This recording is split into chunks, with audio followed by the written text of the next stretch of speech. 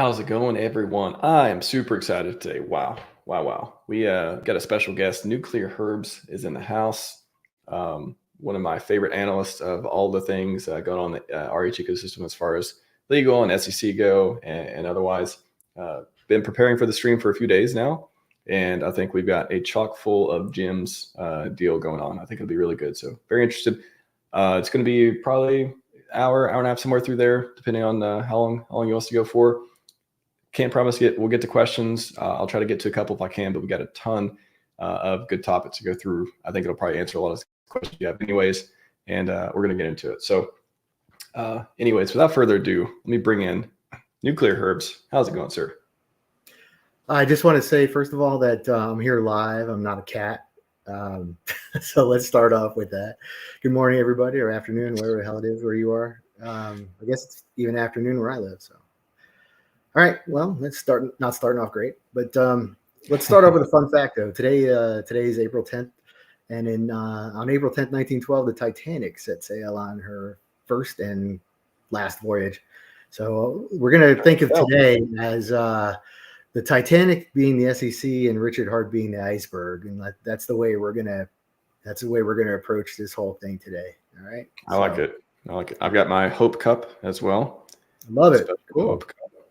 Yeah, I made this a while back, and it's even more relevant today as it was back then. This is before all that stuff. It was like just the principles and everything that RH stands for and stuff. Just fighting for it. Now it's evolved into something even more than I never thought of it being like this fight for freedom, the fight for the freedom to transact, literally becoming a thing these days. It's crazy, like how the SEC is going after everyone, including our community now. Yeah, I was really surprised. If you haven't seen it, Max sent me a thing on Uniswap Labs getting a Wells notice. So, I briefly posted it, but I haven't had a chance to get into any detail because I was still prepping for this show. But that's a pretty significant development. And I just reminded Uniswap very briefly that they're mentioned in Richard's complaint from the SEC. So they might want to get on board here. So they've got the opportunity to file an amicus brief. It's maybe that's something they should really consider. Is that the biggest piece for people who maybe watching this? They're not in the community. They're just they're in crypto. They're kind of like, hey, this get rich quick or this get rich slow, whatever your time horizon is, whatever you're trying to do in this space, it's becoming threatened for no good reason by all these over enforcement agencies and stuff. Why is this case in particular, before we get into the motion and stuff like that, why is this case, Uniswap case, Coinbase case, why are all these actions being taken? Why are they important for people to be like, hey, we need to fight this instead of just like lay over and hey, let's just get our freedoms and privacy taken away? Like, why is it important for everyone to support the just causes here? It's Coinbase is and I'm no big fan of Coinbase, but that's a personal issue, not a centralized exchange issue. I'm not against centralized exchanges, other than as useful tools to do something like get in and out. I'm not a big fan of Coinbase personally because I have my own reasons that I don't want to get into. But that's where people go, right? I mean, that's where money flows in and out of. If you're new to crypto, the first place that I went to was Coinbase, and I had learned very quickly about MetaMask and how to buy Hex, because actually Hex was the first buy I ever did years ago. Well, not years. Well, I guess it is. It's 21, but probably the wrong time. But that was the first time I ever got into crypto. But I had to get money into there somehow, so I had to use I had to use Coinbase to get there. But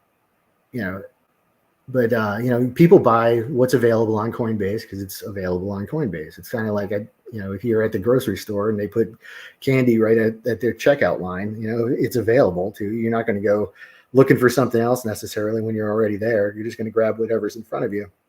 And they know great it. For onboarding people. It is. It really is. I mean, if you see something like, I may never have heard about this new crypto that that Coinbase has listed, but I can click through, learn about it, and go, hey, it sounds kind of interesting. Let me throw something at it or whatever, But it's much harder to do research and then find out you can only buy it on Radium, which requires me to go to, put money in the salon and, create a phantom wallet, all the things that have to happen in order to get somewhere, and then you just never know, especially in, these days, who to trust, right? I mean, you don't know if you're connecting your wallet to the right app or the wrong app or something like that. So, I mean, how many times have we heard about MetaMask, somebody creating a fake MetaMask and draining people, so. Yeah. And just on Uniswap too, it's like they're not free from criticism, especially from the Hex community. Can't even buy Hex on there. You can buy Hex derivatives, but you can't buy Hex on Ethereum there anymore. That's been a big thing forever for no reason. So, but just their ideals in particular, like, Coinbase being able the place for people to, feel okay onboarding and getting into crypto and having a safe place to, keep their coins. Again, if they're not familiar and they don't know DeFi yet and they haven't got into what we're into, at least it's the number one place for, I like Brian Armstrong. I like the CEO. I think he has a lot of great ideas and I think this is just, centralized exchanges they're not going away. They have a use case, but hopefully we can slowly get into decentralization. But Uniswap, I mean, that's like when that tech came out, somebody talks about this all the time. It is like revolutionary. Like you can trade anything with anything. And yeah, it's kind of weird. There's gatekeeping around that on some of the front ends, but it's one of those, the ability to transact, the whole freedom to do what you want with your money and whatever asset that happens to be in. It's coming under fire recently, and all these different pieces kind of are getting overblown. Yeah, it's really kind of insane. It's almost kind of like a,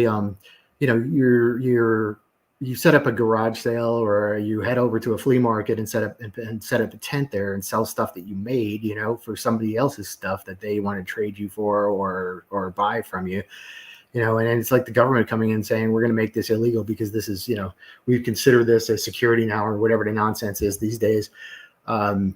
It makes very little sense. And if you look at it in those terms, where why can't I do what I want with my own stuff? I mean, crypto's property, right? According to the IRS, I don't need permission from the SEC to sell it, my toaster or, whatever the hell else I want to do. It's really getting out of control. And the only way that it's going to get it reined in, as I've said a million times, is either we have legislation, which is the fastest way that it gets reined in, or we change leadership at the White House and at the SEC. And put somebody like Hester Pierce in charge of the SEC, as well, at least as the chair, because she makes a lot of sense. And she, I don't always agree with everything, but she certainly makes a hell of a lot more sense for, in crypto terms than anybody else there.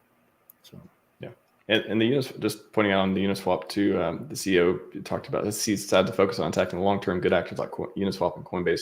Why, with the Hex, the PulseChain, and Richard Hart case?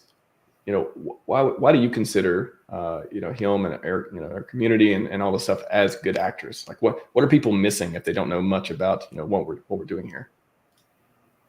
I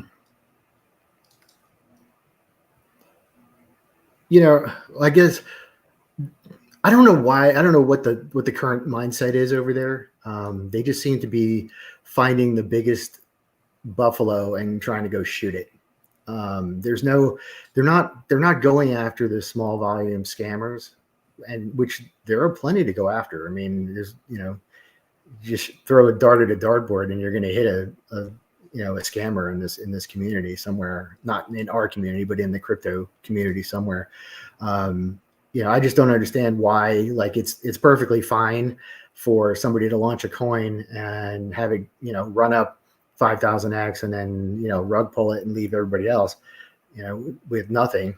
And the SEC's like, oh no, that's totally cool. But, yours is a security though. Like, I think they're going after headlines. And I think there was a former SEC, I don't know, deputy director or something like that. And I remember quoting him a few months ago in something that I had posted where, that was their goal, is to go after headlines.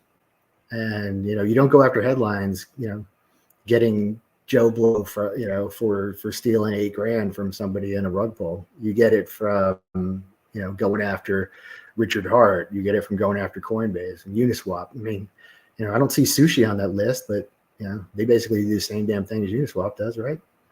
So I guess, we'll see. I mean, but if Uniswap loses, that's bad precedent for everybody else that's in that space. So, somebody's got to start winning here. And, one of the things that I was really surprised and happy about yesterday was seeing attorneys from other communities come out and say, hey, Richard's actually got a good set of facts here. He's got a good case here. He's got a good motion here. I think he's going to win on the jurisdiction issue. I'm enjoying. Oh, there you go. There's one of those guys, right? I've got 3 in my notes. Yeah, at least 3. Oh, excellent. Yeah. So it's nice to see these people finally say something. And it could be, they did. I don't. Yeah, I remember her too. It could be, maybe they just didn't feel right about it until the brief was filed, or maybe they just wanted to read through and see what the issues were, but or how good his team was. But there you go, nice. Yeah. I think we'll see more coming out of the woodwork because, and if we can get a couple more people on board filing amicus, it's. By the way, I'm going to put this out there. If you haven't signed the pulsepetition.org, please go do it. I mean, I don't know why anybody wouldn't at this point, but for the love of God, sign it, have your mom and dad sign it, have your sister, brother, wife, husband's boyfriend, whatever. I don't care. Just sign it. Let's get 44,000 signatures. Yeah. So, but we've been stuck there for a while. We had a lot of momentum in this. Did we just run out of people? I feel like there's more people than that has been negatively affected by this SEC overreach. Oh, plenty of them. But I think we need to reach outside the community somehow, and get the people who signed off on the Ripple amicus. A couple other communities. There's plenty of other people out there transacting right now. And I think the word needs to get out that if a bad ruling in this case could very well mean that it dooms your case. Even if you don't have a case right now against you by the SEC, the way they're going, you will. So don't count on being safe anywhere, in any community.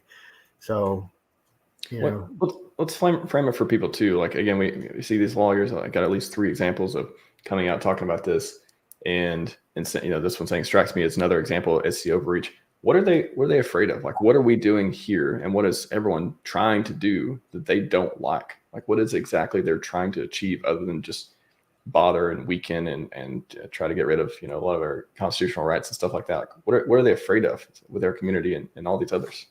I don't know particularly what how it relates to whatever policy is coming out of the White House and whatever right now. I'm not a financial guy, so I can't tell you how this how crypto is going to negatively affect the US dollar at some point if these metrics are met. I don't know the answers to those type of things. I know that there are absolute threats to the US dollar. There's threats to control, and if you boil it right down, the government likes to have control over as much stuff as they possibly can. If the minute they start feeling that they're out of control, things start happening, right? I mean, why are we going through with Real ID? Why are we going through with face recognition? Why are we it has nothing to do with our benefit. I mean, for Christ's sake, we're going through TSA lines, getting our asses patted down while, people who walk in from, here's a good example for you. A perfect example, right from the SEC from yesterday. The SEC knew exactly when Richard Hart was going to land in Miami, had a process server waiting for him, right? So they're tracking people that they want to track. And yet, probably on that same flight out of Miami, there are probably 25 illegals sitting on that plane with no ID whatsoever, going somewhere where the government can't track them. What the hell is wrong with us? We're using this against our own citizens for control purposes. So I think, if you look at the SEC's budget, they keep asking for more money and hiring more people. They're twice the size of what they were 25 years ago. Are we getting any value out of that? Yeah, we're not getting any, that's for sure. I mean, I don't feel protected. I don't feel like as an investor, I'm being protected by the SEC. Maybe that did happen at some point in the past. But I'm not sure when that stopped. Maybe to some extent there, and I'm sure, just like I'm sure there are still decent FBI agents out there, and whatever. I'm sure there's a couple of good Congress people that have our best intentions in mind or whatever. But at some point, the SEC got taken over. Those people, those voices, much like Republican voters in LA County, don't matter anymore. They're just so overwhelmed by by the other side that it just, whatever they say doesn't really make a difference anymore. When I saw the Uniswap, when I saw the Uniswap thing happen just an hour ago, I was just like, my first instinct was, man, they just don't want us to have anything. They don't want us to have our own ability to, be financially free. They don't want us to have instruments that, we control, and we can put our money in and watch it multiply. They want us only to be funneled into their system that has where all the gains are gone, and you got to stay, you got to work till you're 65, 70, 80, whatever, maybe in the next 20, 30 years. They just don't want us to leave that system. It's like this fight against literally like freedom to be able to opt into a better way of doing things. That's what I felt if they were attacking. That's exactly. I think that's exactly right. They, if they can't control the system, they don't want us to be part of it. Which is insane, because I can go to, I can literally go to, Coinbase, transfer all of, my, if I had any Bitcoin, I could transfer it all to, a ATM in Las Vegas and put it all on a roulette wheel, and they're totally fine with that. Why? Because if I win, they get they get the 1099 out of it, showing how much I won. If I lose, they get the casinos, income from it, income tax from it. But if I go to, put my money on some ridiculous meme coin, and 20x it and disappear, or just leave the money on chain in some address that they don't have absolute control or knowledge over, they don't get to come after it. I'm supposed to report it and do whatever, and I'm sure that I follow the law to the exact letter or whatever. But they don't have control over it, therefore it's bad. Do you think they're going after all the different companies? Again, Coinbase, Uniswap, PulseChain, all the different bunch of different companies, XRP, all these things. Is it maybe it's almost like they want to weaken everyone and make them comply? It's like they want us to be like, okay, we'll just settle. Okay, I know we're doing this stuff. Well, what do you want? We'll do that. How about let's settle with that? Do you think that's the end goal, is to just get everyone to fold under to whatever system they come up with, which just keeps screwing everyone over?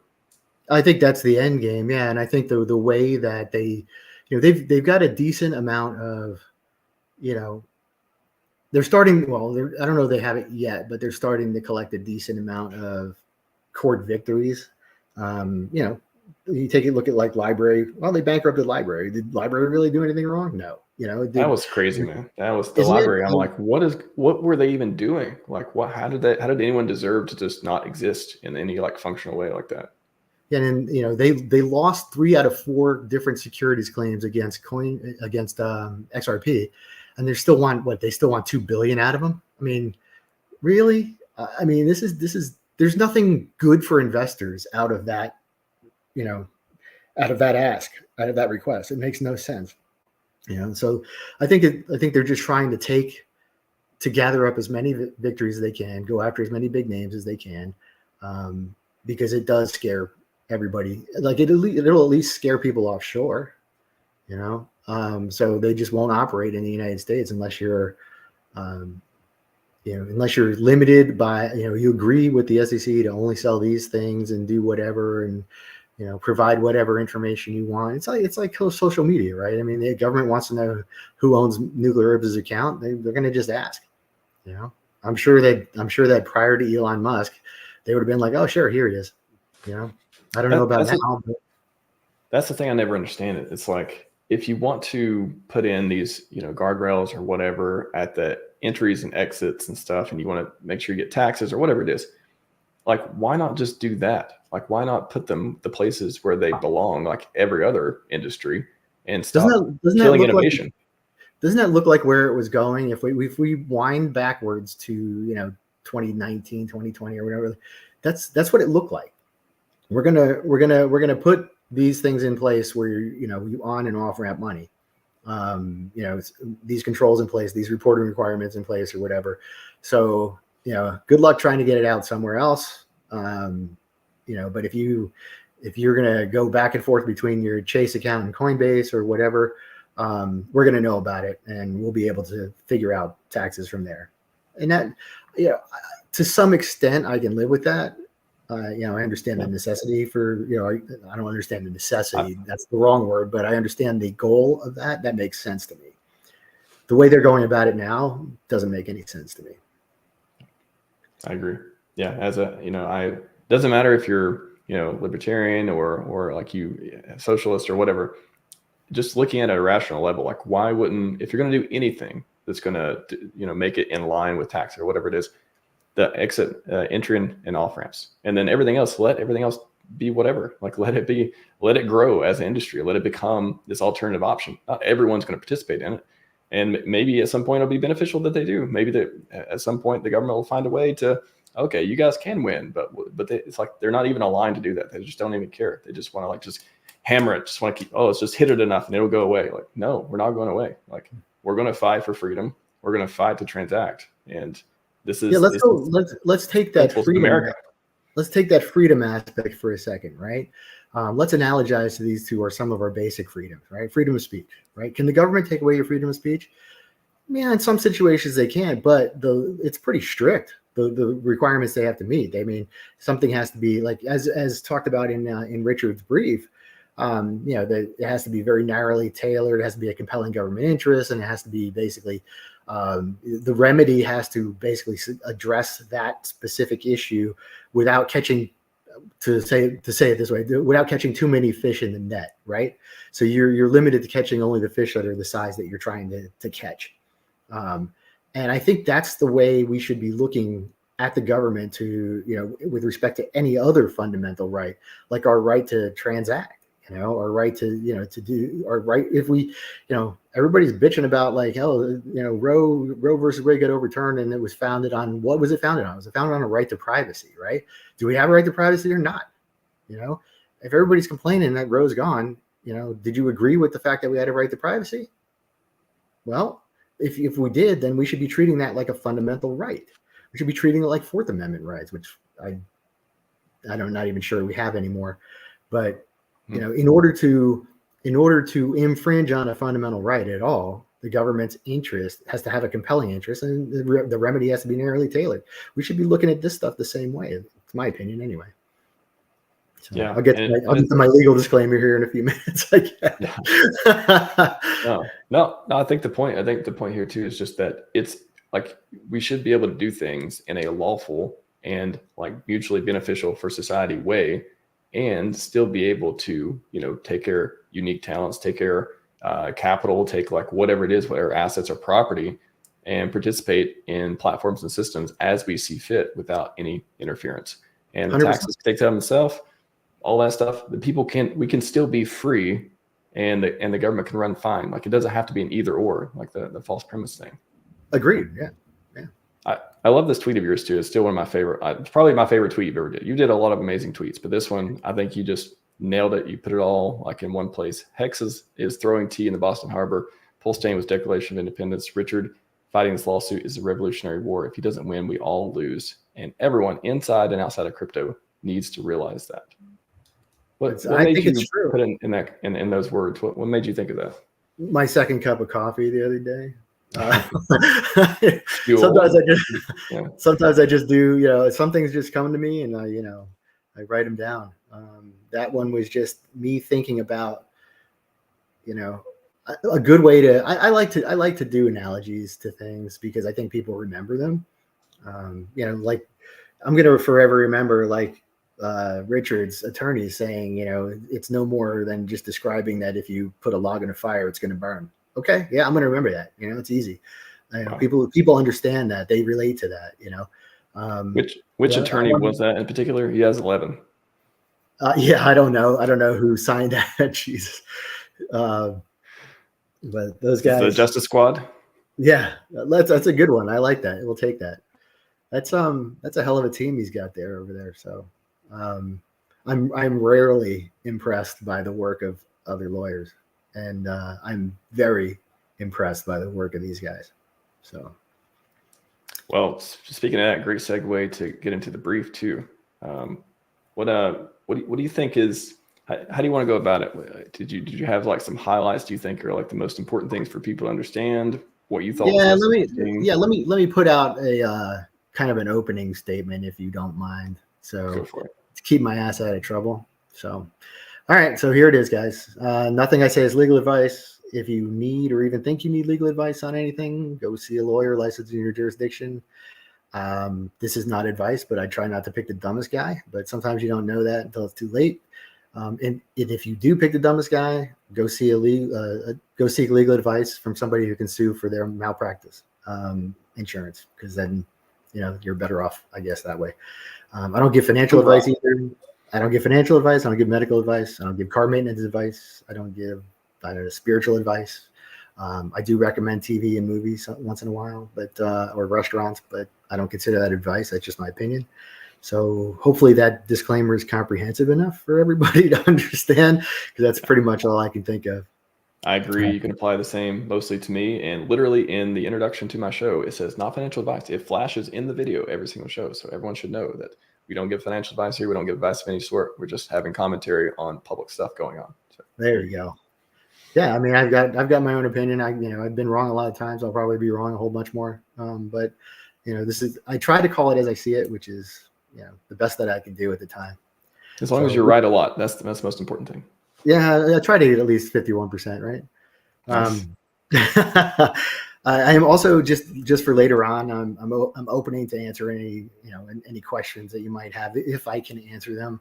I don't make predictions, obviously, because I didn't win the Powerball, and that would have been the one prediction I could make if I could have, because I wouldn't be here right now talking to Max and you guys, even though I really like Max. But $1 billion in my pocket, I'd be the hell out of here. I'm with you. I always tell people if I disappear one day, I get that island. Don't. He did enough. He did enough. He doesn't owe anyone anything. Same for you. Yeah. Yep. Oh, absolutely.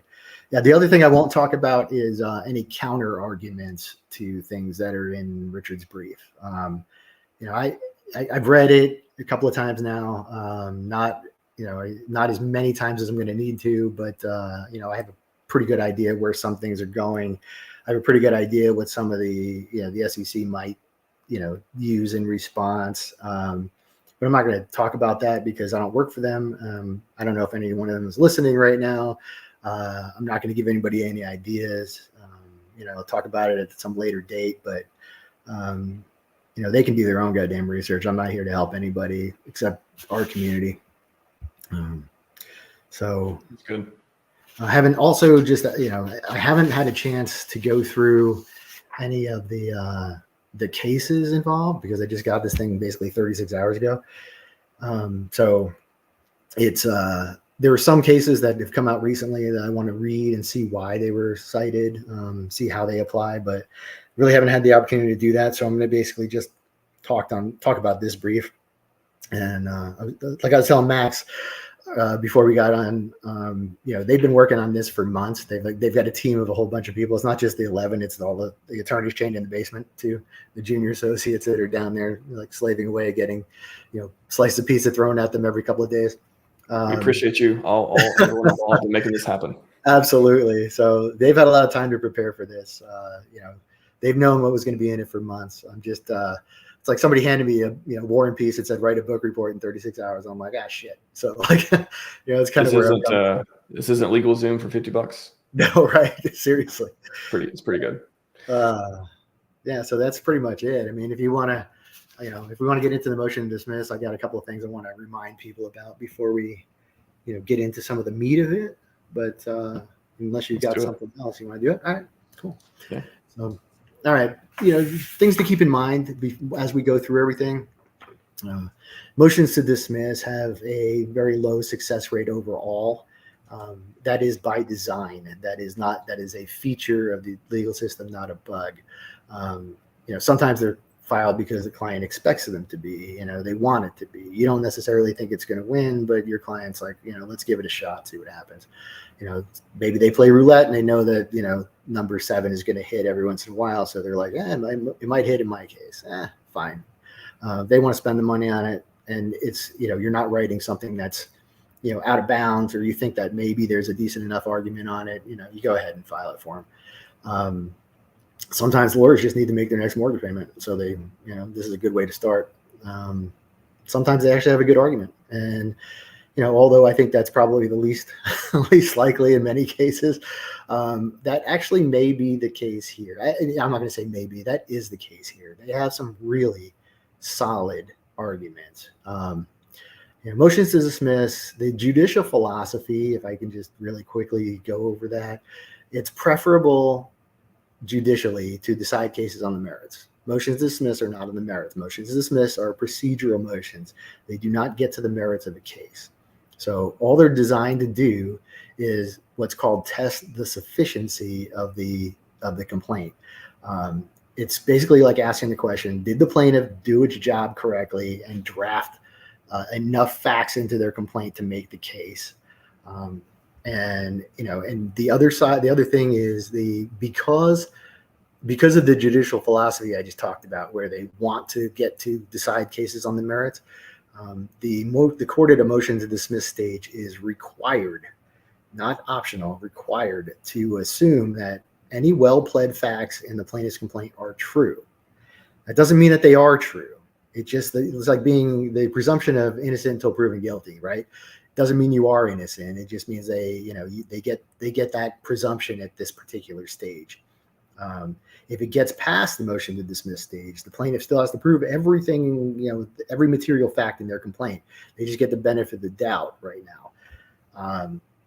So if the court finds that the SEC has pled the facts correctly enough to get through on any particular claim, they get to move forward with it. It does not mean that they win or that the court made a finding on any particular fact or anything like that. That is a mistake that lots of people make. It's a mistake that was just highlighted hugely in the most recent was it Coinbase or somebody's? Somebody came out. Yeah, I think it was the civil case, the class action against Coinbase.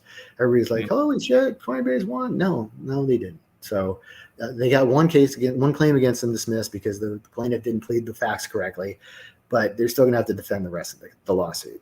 And none of those things that were found are going to be, those are findings for the motion to dismiss stage. They're not findings for the case, and I think that's hard for people who don't practice to understand. I just kind of want to make it clear. So let me just dumb it down. This is my new favorite analogy I came up with yesterday. The motion to dismiss stage is like a fat kid on an obstacle course.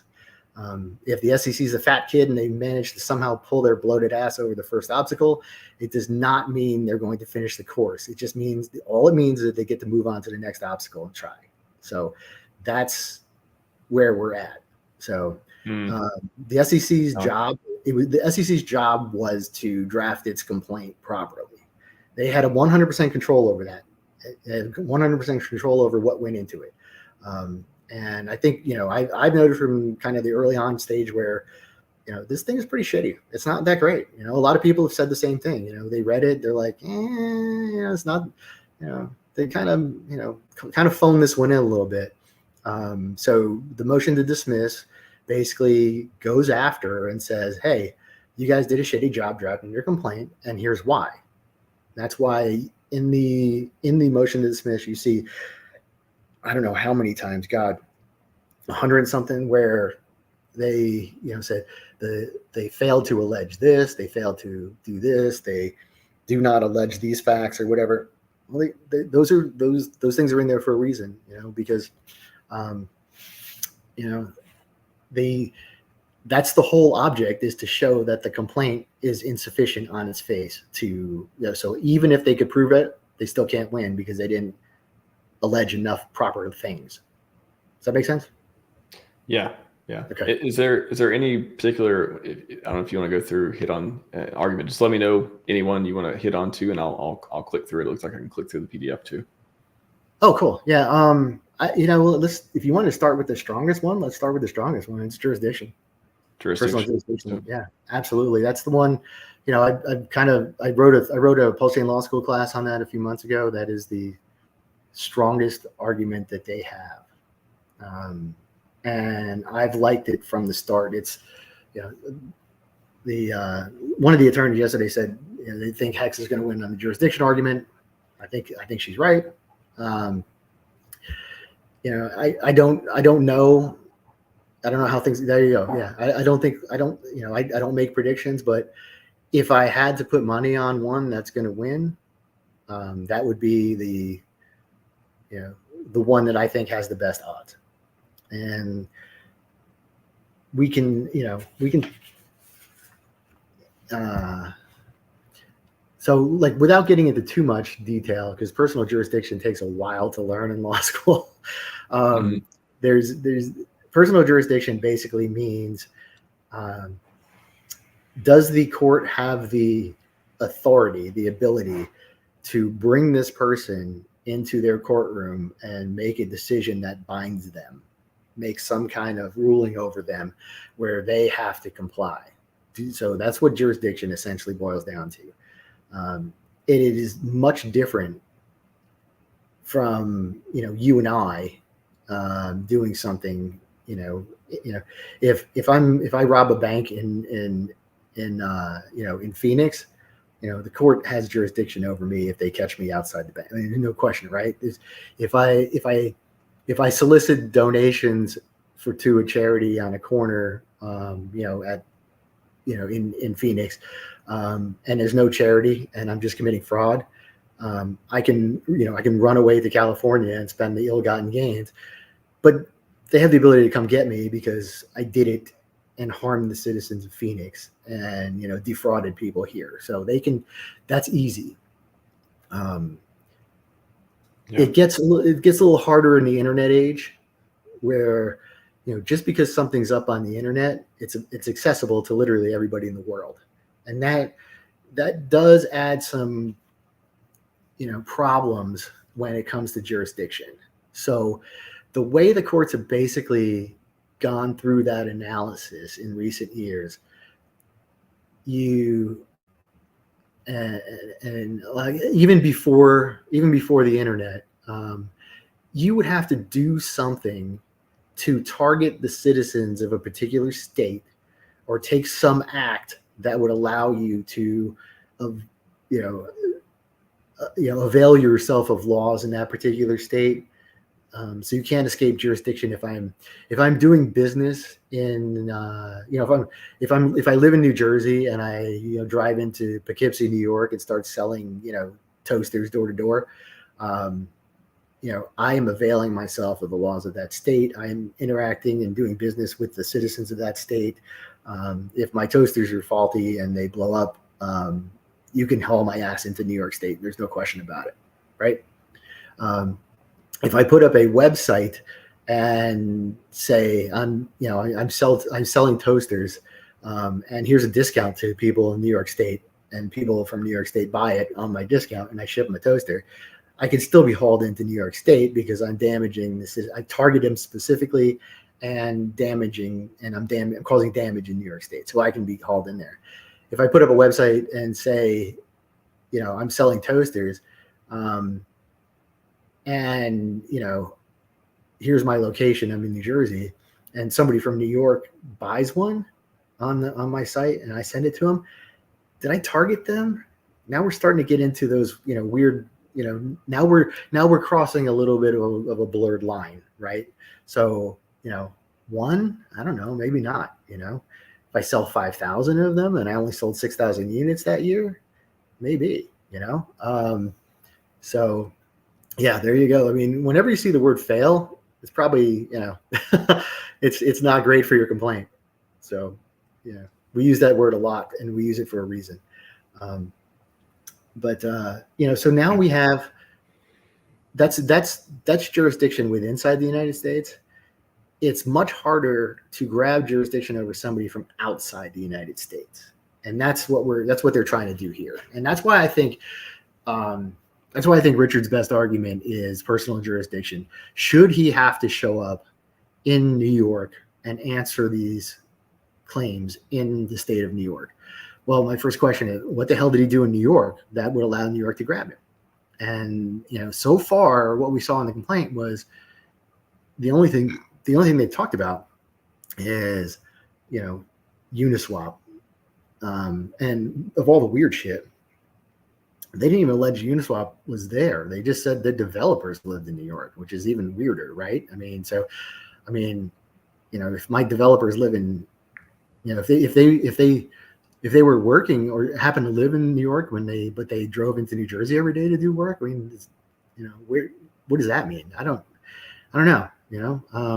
If they were working on a project for somebody in Argentina, does that still mean that Uniswap's headquartered in New York, or Uniswap, you can grab them bring them into New York? Because it's, there's a lot of weird stuff in that complaint. It's not very well drafted. It's much easier to interpret or talk about a well drafted complaint. It's harder when you have to guess at something. Do you think that they're using New York or other places? Like, why? To me, like, a lot of tech companies are in California, right? Or there are other places or headquartered or otherwise. Do you just think New York is more friendly to SEC stuff? They have more like people there. Yes. They think they have a better chance of doing it. Like, why does all these things come from New York?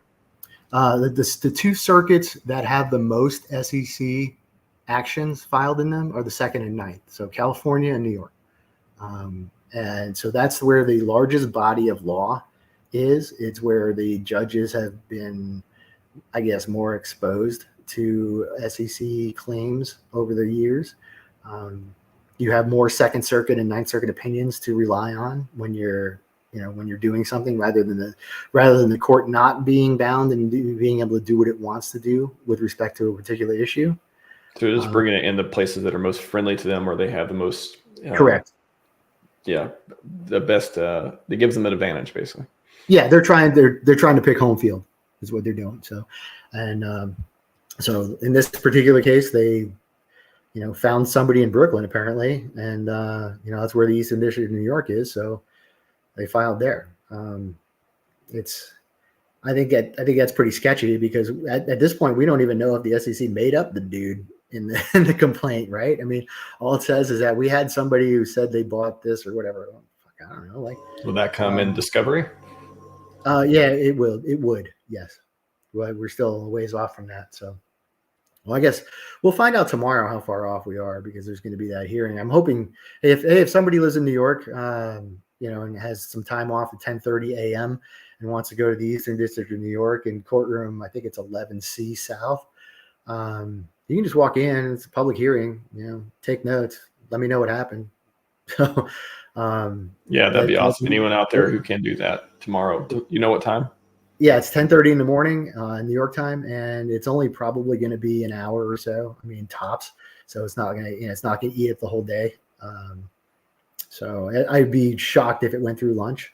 So I'm pretty sure too, if people need to take off work or whatever, I don't know if you were actually going to go do it, I don't know how you wouldn't get that crowdfunded by the community. If someone sending something to your wallet to make up for your time spent or your day off work or something. If money is an issue, anyone out there listening for New York, just getting this information would be really cool for the community. I'm sure that would be very sure cool. Somebody would help out with that. Yeah, I think that's a great idea. So, like, if that's something that's stopping you from going, yeah, I mean, just send it to Max and let's see what comes out of it. Yes, send me the bill. I don't monetize, but I definitely do pay for many more things than I take in. I take in zero. I only spend money, so it does fit my MO as far as paying for that. Not saying I would, but I think the community would in general, though. Yeah, same. Every time I do like a Pacer pull, you get charged for Pacer, So I'm not practicing anymore, so I'm not billing it to anybody. This is just me, me spending money for to get docs that we need off of Pacer.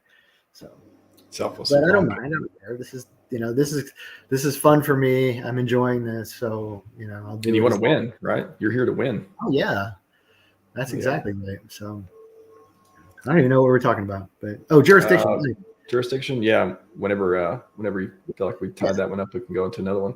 Yeah, let's go back though, like because now we're talking overseas jurisdiction, and overseas jurisdiction is a lot more complicated, um, because the defendant has to specifically target people in the United States, and more specifically, in this case, if you want to pull them into the venue of the Eastern District of New York, you have to specifically target the somebody in New York, in the Eastern District of New York. And I think Richard's attorneys did a pretty solid job of basically saying, listen, Richard set up, the equivalent of a post office box. And if you wanted to mail something to that post office box, knock yourself out. You're going to do it anonymously. Send $1 in cash to this post office box in Estonia or Russia or, Egypt or whatever the hell. He has no idea who's going to send stuff to them, no idea where it's going to come from. Money just shows up, and that's kind of the idea behind the PulseChain sacrifice address. I mean, there's not really any way for Richard to say, 0x ABC ... 1 2 3 4 5 came from a person in the United States. No way for him to know that. I mean, that's the whole point, isn't it? That's why he's told everybody specifically, don't, you have to send from, your own private wallet, that was a smart thing to do, right? Because you cannot tell where those transactions originated. I mean, even somebody in Mexico could set their VPN to the United States, so even a VPN wouldn't help you, right? I mean, if you found that the transaction was, you could trace the transaction, and figure out where it originated from, doesn't mean it originated from there. Lots of people in crypto use VPNs. Lots of people outside of crypto use VPNs. That's a good point. So, that means nothing realistically to say that, hey, he must have known, or he should have known that some of these people were in the United States. I mean, what do you base that on? The fact that they speak English? What do you base it on, right? And since it's their job, it's the SEC's job. Again, I'm going to harp on this all day long. It's the SEC's job to put facts in there that are sufficient to make their complaint move forward. If they had it, they needed to put it in there. If they said he should have known because this, that, and the other thing, then that should have went in there. You do a shitty job drafting a complaint, sometimes you're stuck. And that's kind of what I think what he's hoping for, what we're hoping for, is that, the SEC gets a little bit, gets punished a little bit for their lack of diligence in drafting this complaint. Or maybe they just don't have a lot to go over, or they're like, yeah, you know what, this is the best we can do. We can just put a bunch of high level stuff in there and a bunch of hopes and wishes, and maybe it'll work out. Maybe they'll settle or whatever. I mean, do you think they actually do you think it was just, lack of putting time or resources or otherwise to draft it, or they literally just don't have a lot to go off of? Both. I think it's a combination of both. I think they got lazy. They didn't do a particularly good job drafting this complaint. That's not a secret. You can ask any lawyer in the world to read this complaint, and they're going to find holes in it. They're going to say this is ripe for a motion to dismiss on this issue and that issue. Specifically the fraud claims. I mean, the fraud claims are drafted so shitty that a first year graduate, I just passed the bar 3 weeks ago, I can draft a motion to dismiss on the fraud claims. No question, because it doesn't meet the pleading standard. I mean, it's so obvious that it doesn't meet the pleading standard. Rule 9B or whatever says you have to plead fraud with specificity. And that just basically means that, hey, somewhere in the 48 paragraphs above, if I prove one of those things, it meets the definition of fraud. Nope. You have to say what the statement was, why it was false, why he knew it was false, why, all those. You have to basically put the defendant on notice of what statement in particular you're claiming is fraudulent. You can't just say, something he did was, and we'll prove it later. So that's why I also think that his fraud claim is, the motion to dismiss on the fraud claim is pretty solid. But so you can't just be like, look, the guy twerked once. He must be up to no good. You can't just say that. Well, you got a point. We don't like that. So Yeah, no, I think that there's not a wasted word in this document. This is a very well drafted motion, and they went through everything pretty clearly. I mean, with the fact that they spend 12 pages on jurisdiction out of essentially, what is it, 54 pages of meat in the brief. I mean, 69 pages, but a lot of them are bibliography. But when you spend just under a quarter of your entire brief on one specific issue, you're driving that issue home. And they didn't run out of things to say. There are more things that they could have pointed to, but they just, the other attorneys who were drafting the other sections are like, dude, we got to get in here somewhere. Like, I've got stuff too. So, I understand that's the most important thing and probably the most likely. And, let's not forget that personal jurisdiction is a pass-fail test, right? So if there's no personal jurisdiction, every other claim goes away. All of them. The entire case goes away. Because you have no authority, again, like I said earlier, the judge has no authority to issue an order on anything in this case against the defendant if they don't have personal jurisdiction over them. So if they win on that issue, it's fucking gone. And that's why I'm hoping that they made their point well enough and the SEC, didn't do anywhere near enough. I don't think they did to establish personal jurisdiction inside the United States or inside the Eastern District of New York. So I love it. At least go. Yeah. Seriously, I'm excited. So before we get into it, because I do want to, maybe we'll hit on that one other claim with the fraud. I mean, the lack fails to state a claim for securities fraud. I think that's interesting. A lot of people are probably curious how that goes too. But before we get to that, real quick, this comment's interesting. So it's not government, it's corporation. There's only so. Do you think this just made me think of? Earlier we were talking about how the government's doing this, they're bringing the cases, their overregulation, and why can't they just leave innovation alone and tax the places where they need to, all that stuff.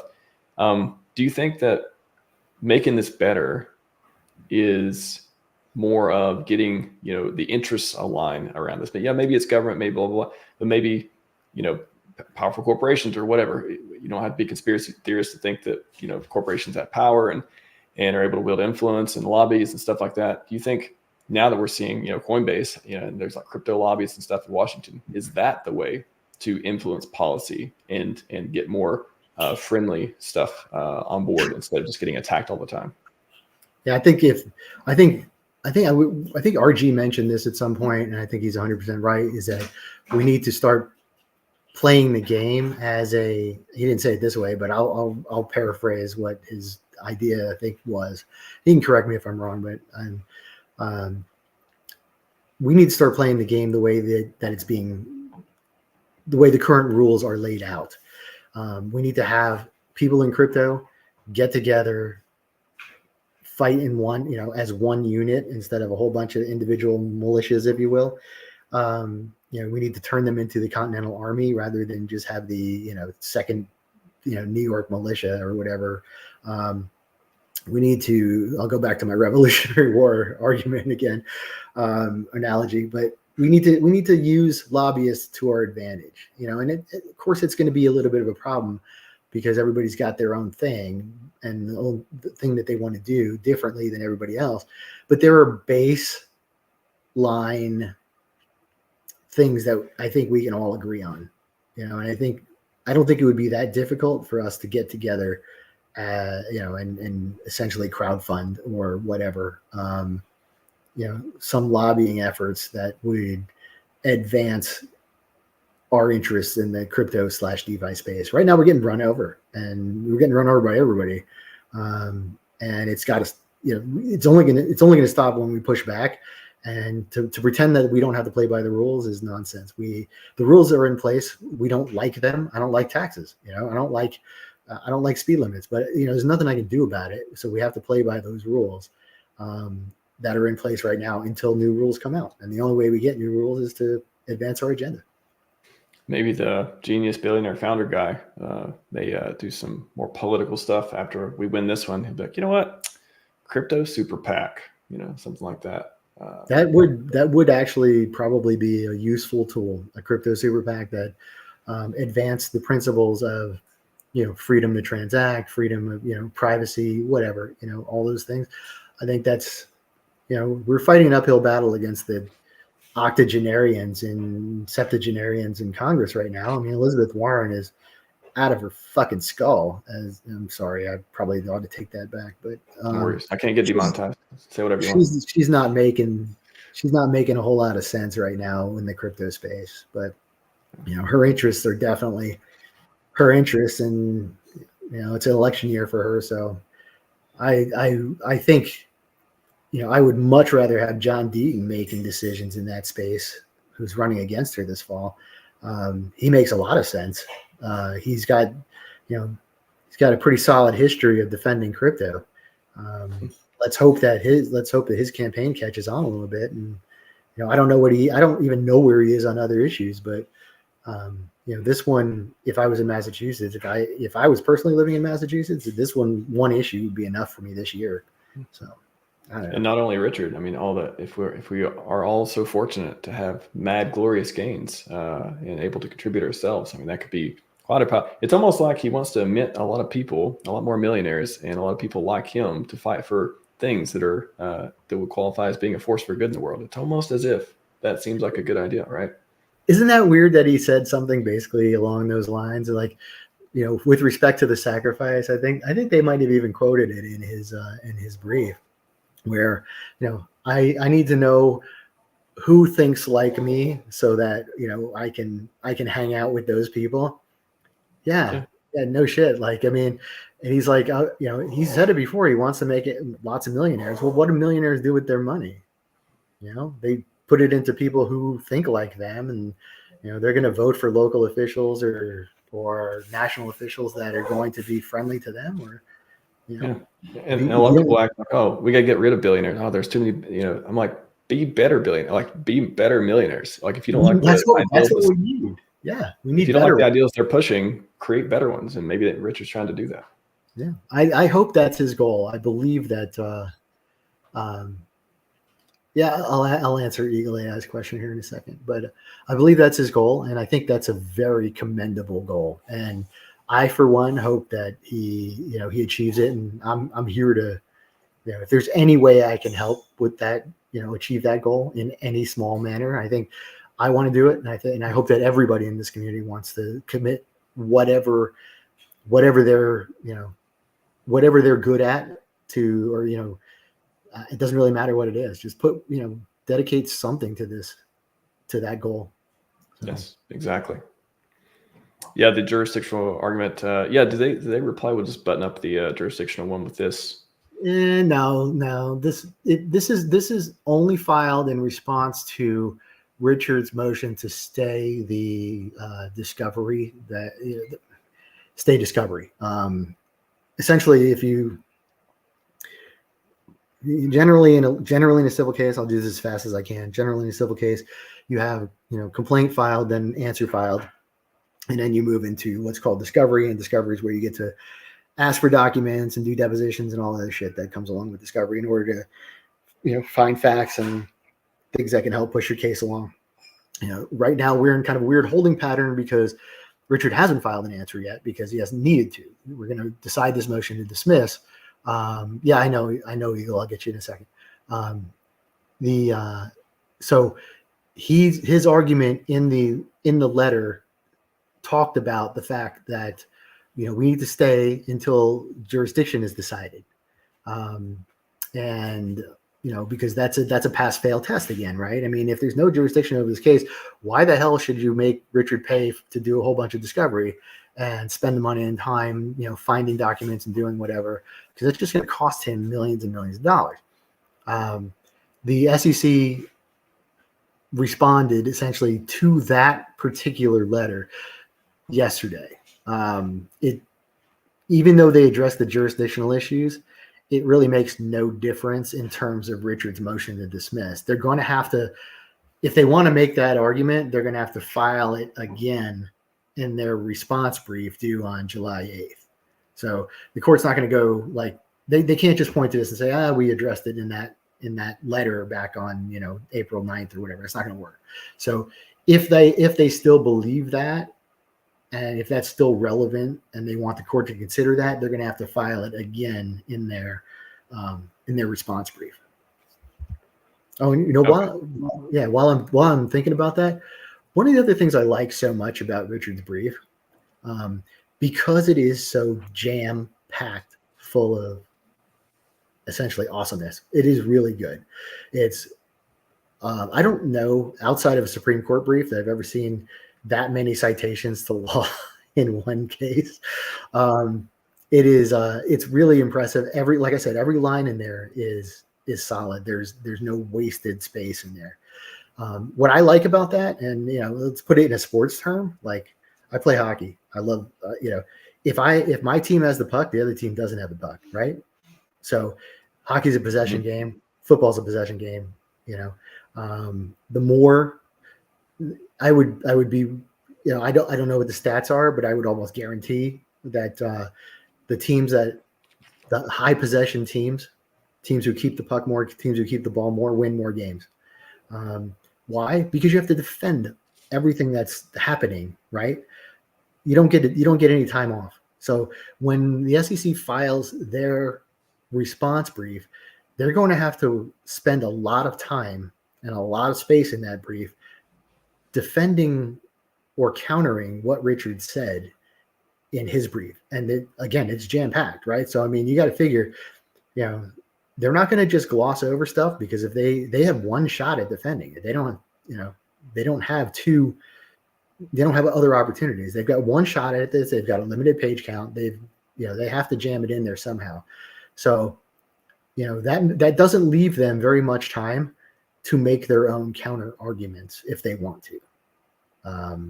So they're going to be limited in space and time. And I think that was another brilliant tactic on behalf of Richard's counsel. So harder to ignore 50 references versus 3 or 5 like that. Yeah, there's citations everywhere. Wow. It's amazing, isn't it? So they've done a great job. And if you look at the paragraph numbers that they cite, they're constantly citing back their plaintiff's complaint all over the place. The paragraph 61 through 66 on that page right there that I'm looking at, it's just basically shoving it back in the SEC, saying, "This is what you said, man." So now go, if you think you can defend it, go ahead. But this is what you're stuck with, because this is what you wrote. Just got about 15 minutes left, so I just want to make sure we get to at least one more claim too, because I got a couple questions. Oh, sure, to go through. But yeah, so just on the securities fraud one, I think that's interesting. We can hit that just for a few minutes. What is this one? I guess, what is the summary? What is interesting about it? All right, this is I got some notes on this, because again, I don't do securities law, but I know how to read stuff. So and I know how to interpret stuff. So what page are you on over there, bro? That is page 30. 30. Okay, let me head on over there. I got notes on every damn page. Nice. All right, so they're arguing there are a couple different types of fraud. It's not just criminal fraud and civil fraud, which are two completely different types of fraud in the first place, but there are different types of civil fraud. There are different types of securities fraud. There are different types of so in order to, you can't just say the word fraud, nobody knows what you're talking about. I guess that's the best way to say it. You have to basically say, we're alleging that this particular type of fraud took place. So what Richard's attorneys did is they looked at this claim and they said, we're not really sure which type of fraud they're claiming here. So we know what section it's under, section 17A1, section 17A3, and 10B5 of the Securities Act. And what they're saying is it has to be something called scheme liability. It can't just be false or misleading statements. So the scheme liability, to summarize, I don't know if I could do it any better than they did, so I'll just read it. It's one line. To prove scheme liability, the SEC must show the defendants committed a deceptive or manipulative act in furtherance of the alleged scheme to defraud with Scienter. Scienter is just, intentionally acting with bad faith or whatever. I know it's wrong. It's Scienter is just knowledge. Yeah. So we got a transcript here too. When you say sacrifice, what does it mean? You lose your coins. You don't have them anymore. Yeah, isn't that interesting though? Like that. The thing about it is, look at that right above, at the very top of your page right there. It says the 2 sentences omitted by the SEC that immediately precede the snippets. So they're saying, listen, Judge, they're doing the same shit they did in Debtbox here, is that they're selectively quoting things that take it out of context. So, here's what really happened. And this is important. Like, I mean, you can't just give somebody half a quote and let them rely on it.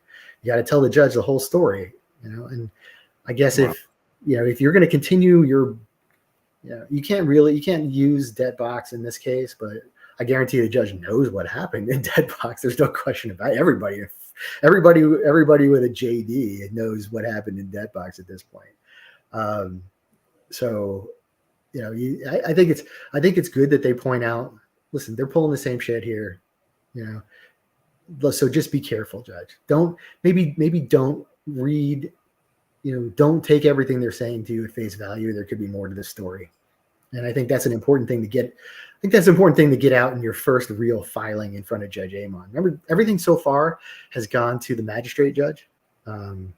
So this is the first time that Judge Amon is actually going to, decide an issue.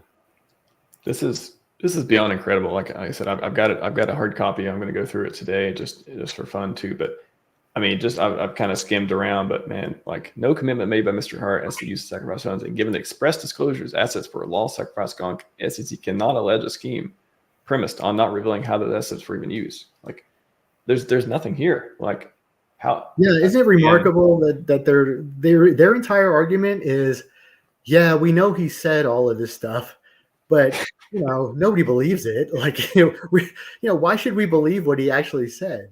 What? That's actually a good point. That's what I've heard people talk about that too. Oh, you can't get away with it. Oh, we know what he actually means. What did he like? What matters more? In your experience, and again, not giving advice, but like, what actually matters here? What people thought he was going to do, or what he actually did? Well, I mean, when you're going to put, if you're going to take somebody and essentially find them liable for fraud, it's really difficult to do that when all he said is, this is what I said. You can interpret things any way you want to, but that doesn't mean that you're interpreting them correctly. And we shouldn't be listening to everybody who's like, oh no, like, I know what he meant. What are you going to do? Bring in the 40,000 people that sacrificed the Pulse and go, 3 of them, or 10 of them, or 50 of them thought he meant something else. Who gives a shit what they thought? Nobody cares what you think. This is what he said. Like, exactly. I think it's going to be very difficult for the court to get around the actual statements being made, because then the court is substituting somebody else's judgment for somebody else's words, or subjectively looking and saying, no, I don't think anybody's dumb enough to believe that. That was the whole premise behind I did a post like 2 weeks or 2 ago about unreasonable investing, in crypto. Mm-hmm. You got to understand the mindset here, man. It's just nuts. We don't do shit like normal people. We don't call up our financial advisor and go, hey, do you think that, Amazon is a good long-term investment? And can I allocate 5% of that to my portfolio? No, here it's like, somebody put a hat on a shit emoji, and I'm going to put $5,000 into it and see if it goes somewhere. That's not reasonable, and that's not the way. This is what people here do, though. That's what people in crypto do. So we got to get judges to understand that we are not the same type of people that they've seen for the last 70 years, who went to Howie and said, yes, of course I'll sign your investment contract because I've looked over your information. I know that you have the experience to grow orange groves and whatever the hell else. And I see your business plan or whatever. No, that doesn't happen anymore. Not here anyway. So I think it's hard. I think the answer to your question is it's going to be really hard for a judge to say, yeah, that's, what he said. I'm not going to believe what he said. I'm going to believe what people might have thought. Okay, sure. I don't see it getting there. I want to, if you don't mind, I want to switch gears. Just spend the last few minutes on a couple of questions I think people are really interested in too. I mean, Sure. we could literally be here for 4 hours talking about this brief. I'm excited to read it. I'm excited to read it today. It's going to be amazing. I'm just going to put on Justice Squad real quick while we talk about this. Yeah, so, I'm not. Just so you know, like I'm not in a hurry. So like if you've got time or you feel like going or whatever, I don't give a shit. It doesn't matter. I got max like 15 minutes. I'm going to make those the best 15 minutes. Okay, yeah, no problem. I don't know what your schedule looks like, so you're good to go. Sorry. No, I thought it'd be the other way around, but no, I'm glad you got time too. Sure. So in the Christmas video, I remember, people remember this too. I clipped it a lot. Like that's the first video. Oh, we finally see Richard. Merry Christmas. Here's all the stuff. And then, actually, funny enough, we got a pump a few weeks after that. That was amazing. Like, no, I was like, oh, we're at the lowest low, and then bam, that was cool to see. Anyways, video came out. Everyone's kind of like, oh, it's Christmas. Okay, we get to hear what he's the recent stuff. He talked a lot about SEC and otherwise. One thing he mentioned there was Solana pumping. They got attacked by the SEC. They got sued, or they got all the unregistered security, whatever it was. And then he said, oh, but they still pumped. Is that, just because, I mean, I guess there's plenty of examples. Like Coinbase stock is like, oh, remember when Coinbase stock was down a lot and now it's not anymore? That kind of thing too. Is it even, that kind of stuff? I guess what really matters as far as the market. I know the market priced it in when the stuff came out in August and stuff, but it doesn't mean, it's not like the SEC can just like turn off the faucet on the markets, right? Like, what do you think? That was something interesting you mentioned there too. Okay, first of all, you cut out just a little bit there, so I didn't quite get that entire question. So do you want to? Oh, no, I was saying that I was asking, like, why do you think that? Way better. Yeah, sorry, it goes in and out sometimes.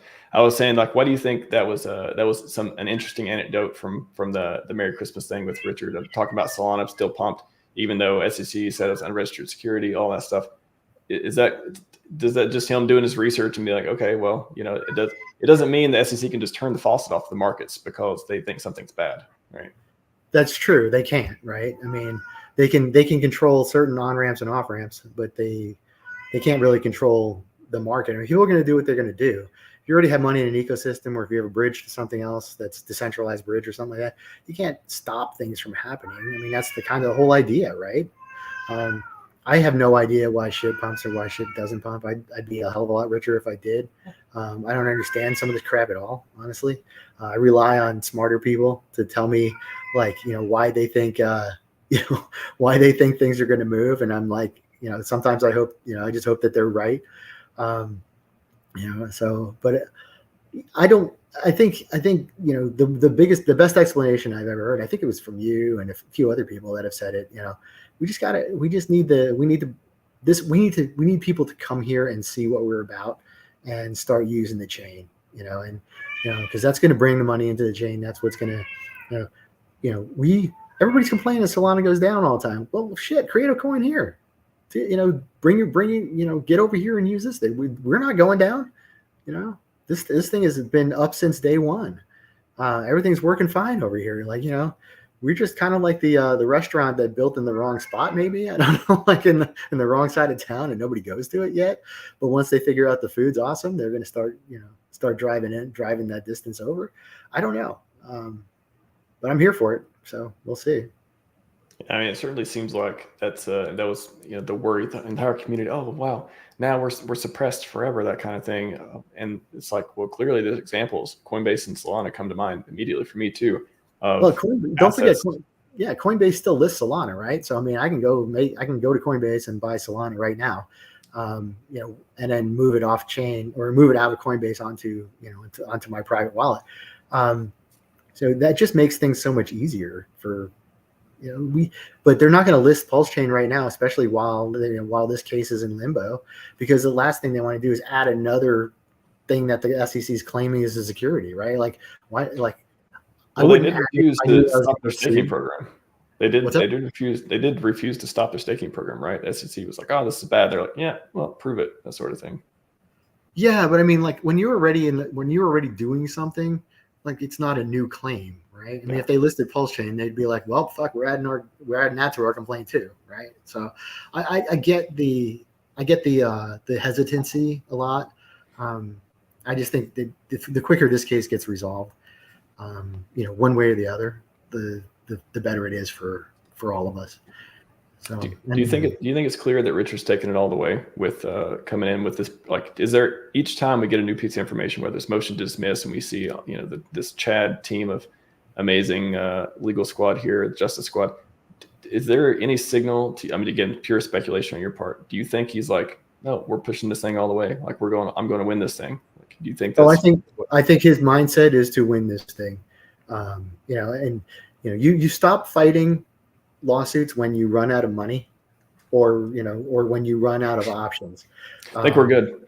I think we're good. Like, if there's some sketchy issue that gets decided, questionable issue that gets decided at the trial court at some point, and he's like, fuck it, we're going to court of appeals. He's going to take it to the Second Circuit, I think, and if that's not good enough, there's always the Supreme Court above that. So, I don't think I don't think he has an exit ramp plan. I think he's just like, I'm going to take this highway as long as it goes. At least that's the impression I get. You don't hire this group without that intention.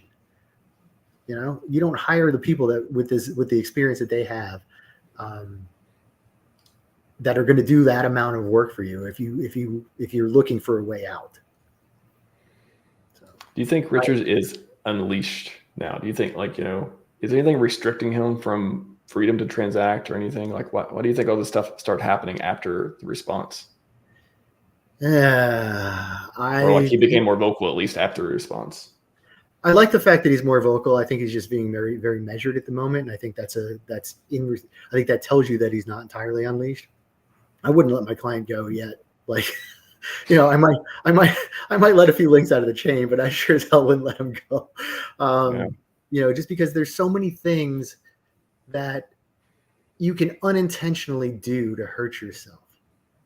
So you may not even realize it may look innocent to everybody, and yet it automatically checks some box in some way in some lawsuit that you can harm or claim. So I have every reason to believe that he's running things through his attorneys like he should, and and listening to their advice.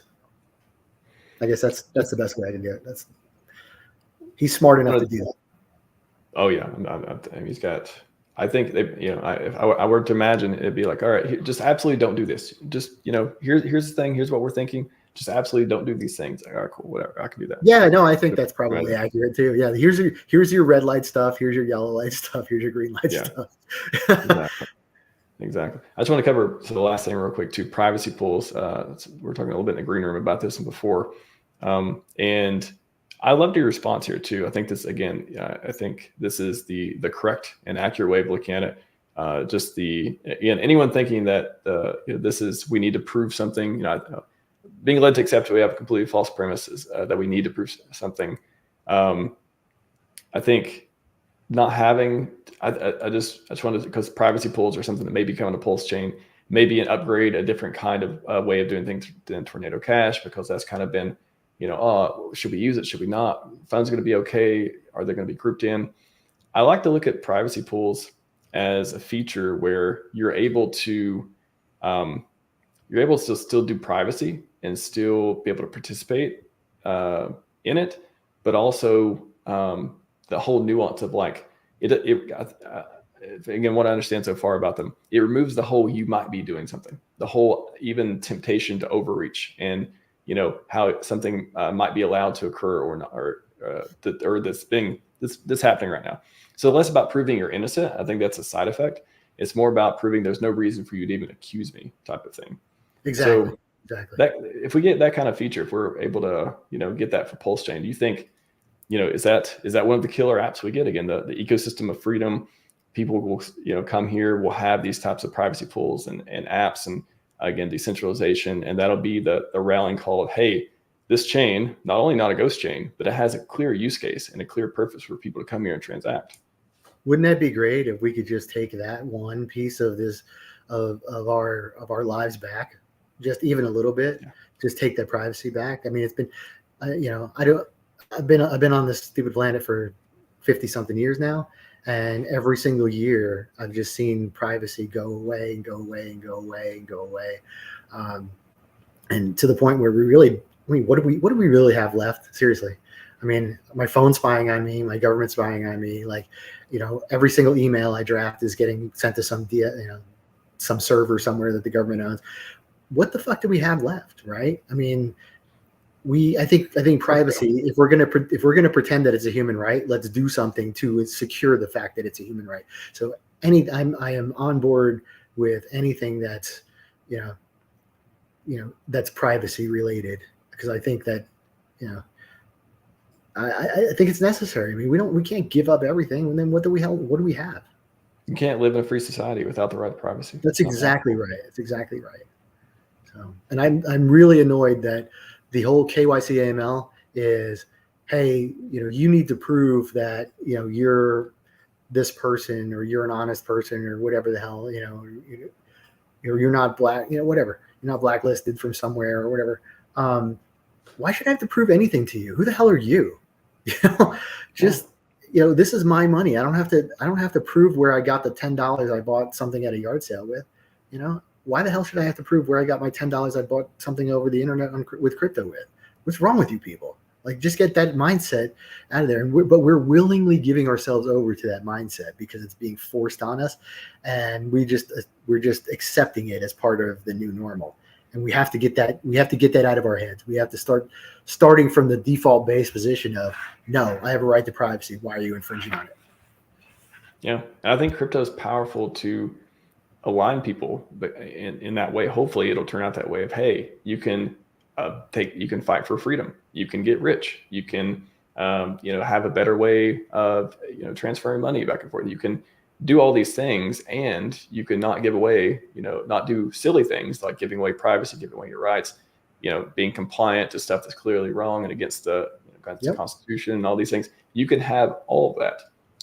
And hopefully, like in this ecosystem, we'll lead the charge. We'll show everyone, hey, look at what we're doing here. You can't ignore it. Wouldn't that be great if we're the ones who build that? That would be great. I know a very ambitious, wealthy, smart gentleman who he seems to be putting together a team to take on these kinds of things and really change the world for the better. And that's why I put my time, blood, sweat, and energy here, man. I know you do too. I know you're one of the few people who literally, like, you're not, I mean, yeah, everybody wants you to get rich or richer. Everybody, wants mad gains. Everybody likes, it's fun, entertaining, all this stuff, but you really want to make a difference. You want to see a better place out there. You want to help be a part of that. And that's something we can't lose sight of. That's something very, very important. And that's why I'm drawn to this place, because the people that I meet, like you and, Coffee, Marlon, like a lot of people that I have met, SJ, Corey Costa, obviously, RG, we're all here for the same reason. And I want to be around people that have that same thought process. And that's why I like this place so much. That's why I'm not anywhere else. It's why I'm not going anywhere. I like it here. It's the people. We're lucky to have you, man, for sure. Thanks, what excellent stream again. If anyone didn't just showed up, you hit the replay gang, go back and watch it. It's chock full of gems, as I thought it would be. I think our work was well spent putting it together for sure as well. And Nuclear, where can people find out more about your stuff, follow you, see what you're tweeting about at 3 a.m.? At the moment, just on X. That's the only place I'm at. So once I figure out how to build a website, I'll probably throw a section in there for all the PulseChain law school stuff, just because it's getting out of control, like to go find them individually. So I may put it out there and just let people go to one spot for it. But, well, lucky for you, I did a training on AI last week, and I was able to make a website about PulseChain in 5 minutes using AI. So if you're I love that. interested in that, you know what? Yeah. Just because, don't make me hunt it down. Just do me a favor and just email me a link or something. Yes, will do. All right, thanks, buddy. What do you want to take us out on? What any 30 seconds last wishes for the ecosystem or anything else? Just once again, anybody tuned in, go sign the Pulse petition if you haven't. Get everybody else to sign the Pulse petition. let's get that amicus brief over 50 grand. I don't think it's that hard. I mean, we're only 6,000 away. You have no idea like what a judge is going to hang their hat on in any particular case. It could be something in an amicus brief. It could be something in that amicus brief. Like, let's get it done and give the judge something to think about. Absolutely. All right, everyone. Hope you got your money worth today. That's all we got for you. Scivive and 5555. We are out. Thank you, man.